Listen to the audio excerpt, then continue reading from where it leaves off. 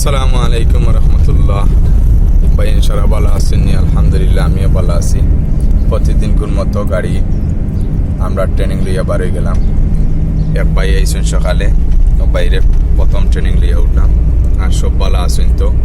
আলহামদুলিল্লাহ আমিও ভালো আছি। আমার বাইর লাগে দোয়া করেন যেন।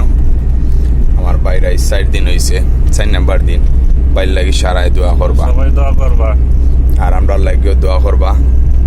আর আপনারা এমনি সব ভালো থাকা, সুস্থ থাকা। আসসালামু আলাইকুম।